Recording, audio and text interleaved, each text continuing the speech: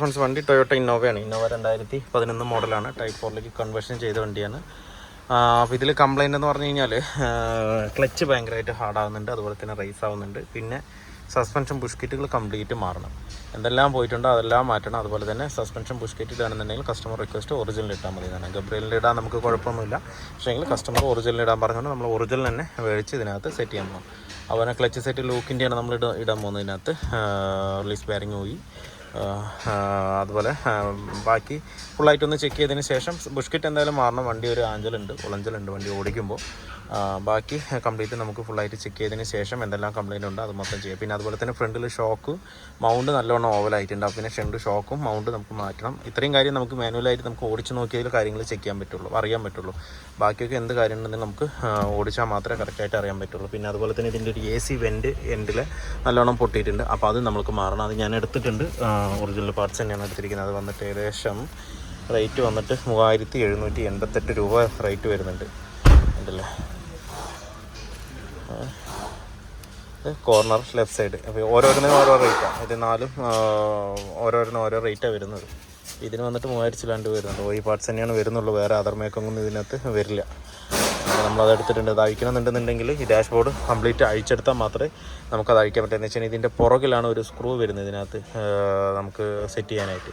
അപ്പോൾ അത് ചെയ്യണമെന്നുണ്ടെങ്കിൽ ടോപ്പ് അഴിച്ചിട്ട് വേണം ചെയ്യാനായിട്ട്. ആ ടോപ്പ് അഴിക്കുന്ന സമയത്ത് നമുക്ക് നെറ്റോ കാര്യങ്ങൾ എന്തെങ്കിലും വെക്കാനുണ്ടെന്നുണ്ടെങ്കിൽ അതും കൂടെ നോക്കിയിട്ട് ക്ലിയർ ആയിട്ട് ചെയ്ത് കൊടുക്കാം. അതുപോലെ തന്നെ EGR-ൻ്റെ കാര്യം നമുക്ക് ഇതിനൊന്ന് നോക്കണം. പൈപ്പ് കാര്യങ്ങൾ നോക്കിയിട്ട് പക്കായിട്ടൊന്ന് ചെക്ക് ചെയ്യാനായിട്ട്. വണ്ടി ഏകദേശം 1,82,000 കിലോമീറ്റർ ഓടിയിട്ടുണ്ട്. എന്തായാലും നമുക്ക് ആദ്യം തന്നെ നമുക്ക് AC വെൻറ്റ് കാര്യങ്ങൾ മാറ്റാം. അതിനുശേഷം ബാക്കിയുള്ള കാര്യങ്ങളും കൂടെ ഇതിനകത്ത് നമ്മൾ കംപ്ലീറ്റ് ബുഷ്കിറ്റ് അയച്ചിട്ടുണ്ട്. അയച്ചതിൽ അതല്ല എല്ലാ ബുഷും നമ്മൾ ഒറിജിനൽ ലൈനാണ് എടുത്തിരിക്കുന്നത്. ലോവർ ആമിൻ്റെ അപ്പർ ആമിൻ്റെ എല്ലാം കംപ്ലീറ്റ് ബുഷും ക്രാക്കാണ്. അതുപോലെ ഷോക്ക് മൗണ്ട് കംപ്ലീറ്റ് ആയിട്ട് നമുക്ക് മാറണം. ഫ്രണ്ടിലെ ഡിസ്ക് റോട്ടർ സ്കിമ്മിങ് ചെയ്യണം. നമ്മൾ എടുത്തിരിക്കുന്ന എല്ലാം ഒറിജിനൽ പാർട്സ് തന്നെയാണ് എടുത്തിരിക്കുന്നത്.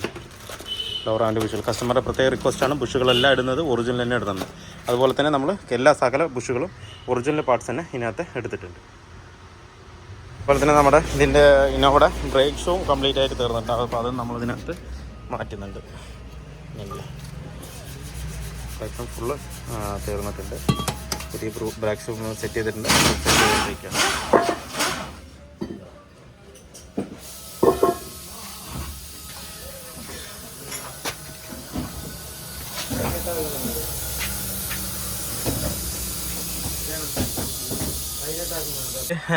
നമ്മൾ അഴിച്ചതോട് കൂടിയിട്ട് നെറ്റും ഇതിനകത്ത് സെറ്റ് ചെയ്തിട്ടുണ്ട്.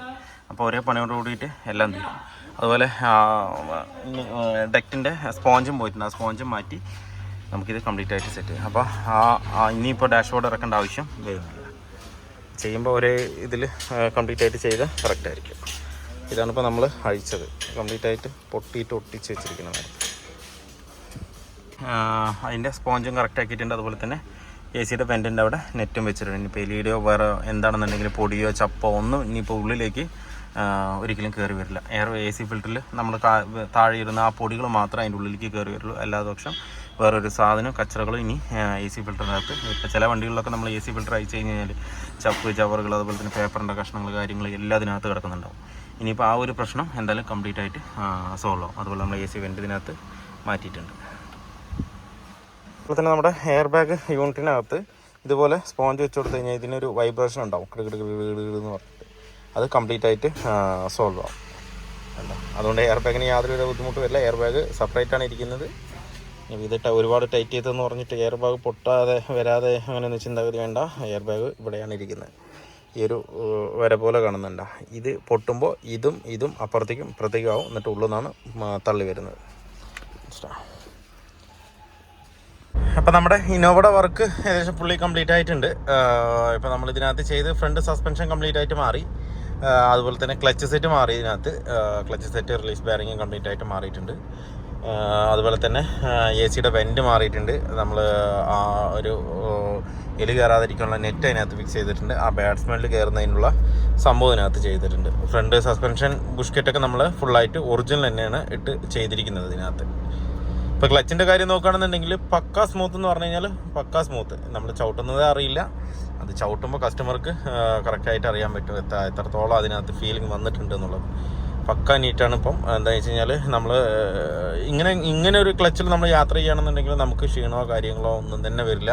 അതുപോലെ തന്നെ നമുക്ക് ലോങ് യാത്ര ചെയ്യാനും ഭയങ്കര ഈസി ആയിരിക്കും. അതുപോലെ നമ്മൾ കാല് കൊടുക്കുന്നതിനനുസരിച്ചുള്ള പെർഫോമൻസ് നമുക്ക് ഫീൽ ചെയ്യുമ്പോൾ എന്താണോ ഉദ്ദേശിക്കുന്നത് അത് നമുക്ക് കിട്ടുമ്പോൾ നമുക്കത് വണ്ടി ഓടിക്കാൻ തന്നെ സുഖമായിരിക്കും. അതുപോലെ തന്നെ കച്ചറ സൗണ്ടുകൾ കാര്യങ്ങളൊന്നുമില്ല. ലെഫ്റ്റ് സൈഡിൽ നിന്ന് സീറ്റ് ബെൽറ്റിൻ്റെ ഹോൾഡറിൽ നിന്നൊരു ചെറിയൊരു സൗണ്ട് വരുന്നുണ്ട്. അത് മാറ്റി വെച്ചിട്ട് വീണ്ടും ഒന്ന് ചെക്ക് ചെയ്യണം. അതാണ് ഇപ്പോൾ എനിക്ക് കിട്ടുന്ന സൗണ്ട്, എന്നൊരു സൗണ്ട്.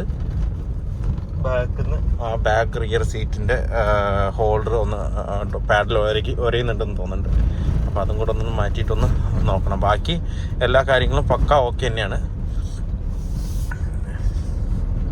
ഓടിക്കാനും യാതൊരുവിധ വൈബ്രേഷനോ കാര്യങ്ങളോ ഇല്ല. നേരത്തെ നല്ല കറകറന്നുള്ളൊരു സൗണ്ടും കാര്യങ്ങളൊക്കെ ഉണ്ടായിരുന്നു. അത് കംപ്ലീറ്റ് ആയിട്ട് പോയിട്ടുണ്ട് ഇപ്പം. പിന്നെ അതുപോലെ ഫ്രണ്ട് റൈറ്റ് സൈഡിൽ നിന്ന് ചെറിയൊരു കിച്ച് സൗണ്ട് വരുന്നുണ്ട്. അത് നമുക്ക് എന്താ പറയുക, വൈപ്പർ കൗൾ ടോപ്പിൻ്റെ അവിടെ ഒന്ന് ക്ലീൻ ചെയ്ത് കഴിഞ്ഞാൽ അതും കറക്റ്റ് ശരിയാവും, സെറ്റാവും. അതിൻ്റെ ഒരു കിക്കി നോയ്സാണ് ഇതിനകത്ത് വരുന്നത്. നമുക്ക് ഓരോ വർക്കും ചെയ്തിട്ട് കുറച്ച് ഇങ്ങനെ ഓടിച്ച് നോക്കിയാൽ മാത്രമേ നമുക്ക് കറക്റ്റായിട്ട് സൗണ്ടും കാര്യങ്ങളൊക്കെ ക്ലിയർ ആക്കാൻ പറ്റുള്ളൂ. എന്തായാലും നമുക്കൊന്ന് നിർത്തിയിട്ട് ആ സീറ്റ് ബെൽറ്റും കൂടെ ഒന്ന് കറക്റ്റ് സീറ്റിങ്ങിൽ വെച്ചിട്ട് ഒന്ന് ഓടിച്ച് നോക്കാം. അപ്പം പിന്നെ നമുക്ക് സീറ്റ് ബെൽറ്റിൻ്റെ ആ ഒരു സൗണ്ട് നിന്ന് ബാക്കി വേറെ എന്തെങ്കിലും സൗണ്ട് ഉണ്ടോ എന്നുള്ളത് കറക്റ്റായിട്ട് അറിയാൻ പറ്റും.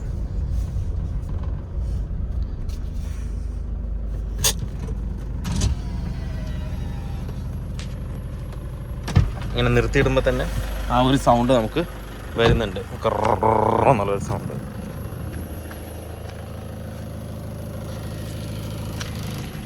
ഇവിടെ സൈലൻസറിൻ്റെ സൗണ്ടും ഉണ്ട്. അല്ല, സൈലൻസർ മുട്ടുന്നൊരു സൗണ്ട് ഇതിനകത്ത് വരുന്നുണ്ട്. അപ്പോൾ അത് നമുക്കൊന്ന് ക്ലിയർ ചെയ്യണം. പിന്നെ ഈ ഒരു സൗണ്ടാണ് വന്നുകൊണ്ടിരുന്നത്. അത് നമുക്ക് കറക്റ്റ് സെറ്റ് ചെയ്യാം.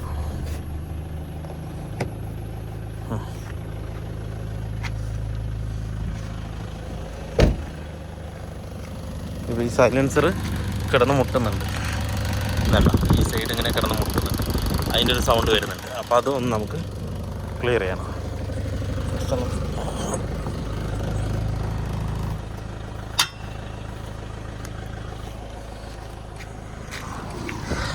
ഒന്ന് ചവിട്ടി നമ്മൾ ഒപ്പാക്കിയിട്ടുണ്ട്. അപ്പോൾ ചെറിയൊരു ഗ്യാപ്പ് വന്നിട്ടുണ്ട്. ഇനി നമുക്കൊന്ന് ഓടിച്ച് നോക്കാം.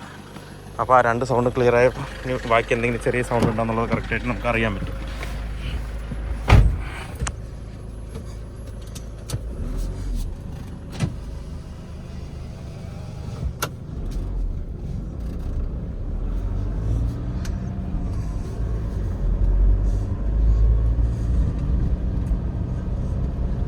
ഓക്കെ, ഇപ്പോൾ ബാക്കിയുള്ള ബോഡിയിലെ എല്ലാ സൗണ്ടും ഇപ്പോൾ കംപ്ലീറ്റ് ആയിട്ട് നിന്നു.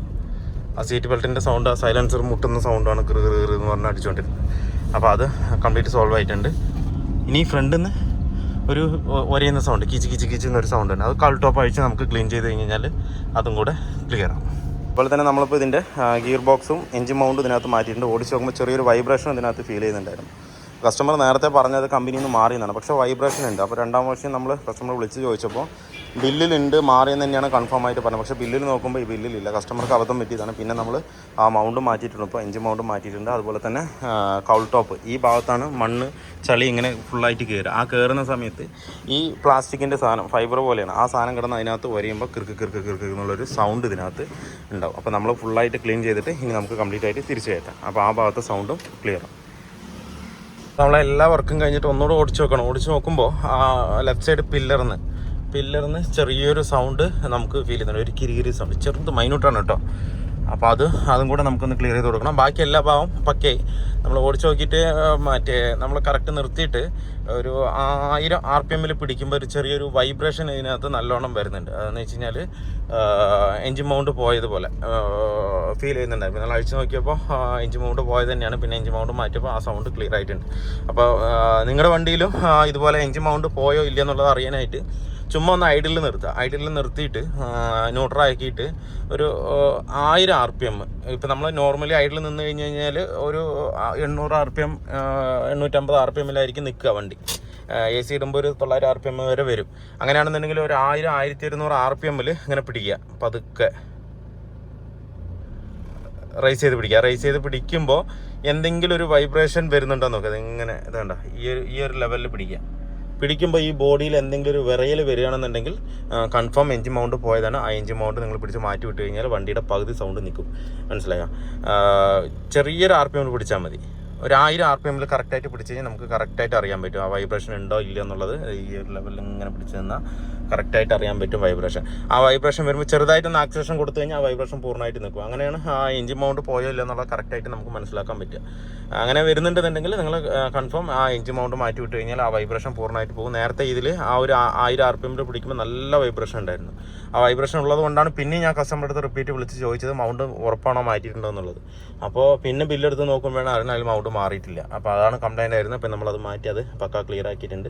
ഇപ്പോൾ വണ്ടി എല്ലാം കൊണ്ട് ഓക്കെയാണ്. ആ പില്ലറിൻ്റെ അവിടെ നിന്ന് ഈ പില്ലറിൻ്റെ അവിടെ നിന്ന് ചെറിയൊരു സൗണ്ട് ഉണ്ട്, അതും കൂടെ നമുക്ക് അറസ്റ്റ് ചെയ്യാം. ഇനിയിപ്പോൾ ഓടിച്ച് നോക്കേണ്ട ആവശ്യമില്ല, ബാക്കി എല്ലാ സൗണ്ടും ഓക്കെയാണ്. ആ ഒരു പില്ലർ മാത്രം സൗണ്ട് ഉണ്ടാക്കുന്നത്. ആ പില്ലർ സൗണ്ട് ചെയ്യുക, വണ്ടി ക്ലോസ് ചെയ്യുക, ഡെലിവറി യാത്രയുള്ളൂ. അലൈൻമെൻറ്റ് അലൈൻമെൻറ്റ് ചെയ്തിട്ടില്ല. അലൈൻമെൻറ്റും കൂടെ ചെയ്തിട്ട് അത് കസ്റ്റമർ പോകുന്ന വഴിക്ക് നമുക്ക് ചെയ്യാൻ പറഞ്ഞിട്ട് അങ്ങനെ വിടാം. ബാക്കി എല്ലാം ഓക്കെ തന്നെയാണ്. അപ്പോൾ വീഡിയോ എല്ലാവർക്കും ഇഷ്ടമാണ്. ലൈക്ക് ചെയ്യുക, ഷെയർ ചെയ്യുക, അതുപോലെ തന്നെ സബ്സ്ക്രൈബ് ചെയ്യാതെ തന്നെ വീഡിയോ കാണുന്നെങ്കിലും സബ്സ്ക്രൈബ് ചെയ്ത് സപ്പോർട്ട് ചെയ്യുക. അപ്പോൾ മറ്റൊരു വീഡിയോയിൽ കാണുന്നവരെ എല്ലാവർക്കും ബൈ. പിന്നെ ഈ എക്സ്ട്രാ ഫിറ്റിംഗ് ആക്സസറീസിൽ വരുന്ന സൗണ്ടൊന്നും ഞാൻ തൊടില്ല കേട്ടോ. ഇതിൻ്റെ ഇടയിൽ നിന്നൊക്കെ ചിലപ്പോൾ സൗണ്ട് ഇതൊന്നും കറക്റ്റ് ഫിറ്റിംഗ് അല്ല ഈ സാധനങ്ങളൊന്നും. എന്താ അവിടെയൊക്കെ ഗ്യാപ്പ് കാണാം. അപ്പോൾ ആ ഗ്യാപ്പ് കാണുമ്പോഴും നമുക്ക് സൗണ്ട് വരാൻ സാധ്യത കൂടുതലാണ്. പക്ഷേ അതിലൊന്നും ഞാൻ കൈ വെക്കില്ല. എന്താ വെച്ച് കഴിഞ്ഞാൽ അതിൽ കൈ വെച്ചാലും ഒന്നും ഡാമേജ് ആവാനൊന്നും പോകണില്ല, പേടിച്ചിട്ടില്ല. പക്ഷേ എങ്കിൽ എന്തെങ്കിലും കാരണവശാൽ എന്തെങ്കിലും ഒന്ന് അങ്ങോട്ടോ ആയി കഴിഞ്ഞ് കഴിഞ്ഞാൽ പിന്നെ നമുക്കത് ബുദ്ധിമുട്ടാവും. അപ്പോൾ നോൺ ജെന്യൂൺ പാർട്സിൽ അധികം ഞാൻ കൈ വെക്കില്ല. ബാക്കിയുള്ള എല്ലാ ഭാഗവും അത് ക്ലിയർ ആക്കിയിട്ട് നമ്മൾ കൊടുക്കുള്ളൂ. അതിലെന്തെങ്കിലും ഫോൾട്ട് ഉണ്ടെന്നുണ്ടെങ്കിൽ അത് ആക്സസറീസ് ടീമിൻ്റെ അടുത്ത് പറഞ്ഞാൽ അവർക്ക് അതിലേ കിടന്ന് കളിക്കുമ്പോൾ അവർക്കത് കുറച്ചുകൂടെ അറിയാൻ പറ്റും. അപ്പോൾ അതിലൊക്കെ സൗണ്ട് ഉണ്ടെന്നുണ്ടെങ്കിൽ ഞാൻ അവരുടെ അടുത്ത് കൊടുക്കാനേ പറയുള്ളൂ. ബാക്കിയെല്ലാം ഓക്കെയാണ്. പിന്നെ ഇതിലൊരു ചെറിയൊരു ബുഷ്, ഗ്ലോ ബോക്സിൽ ചെറിയൊരു ബുഷ്, ഈ ബ്ലാക്ക് ബുഷ് ഉണ്ടല്ലോ, അത് മസ്റ്റായിട്ട് എല്ലാ വണ്ടിക്കും വേണം. ഇല്ലാന്നുണ്ടെങ്കിൽ സൗണ്ട് ഉണ്ടാക്കും, കിറുകിറുന്നൊരു വിറയിലുണ്ടാവും അതിനകത്ത്. അപ്പോൾ ഇതിലില്ല. എൻ്റെ പഴയത് ഏതെങ്കിലും ഉണ്ടെന്നുണ്ടെങ്കിൽ നമുക്ക് ഇട്ട് കൊടുക്കാം. ഓക്കെ.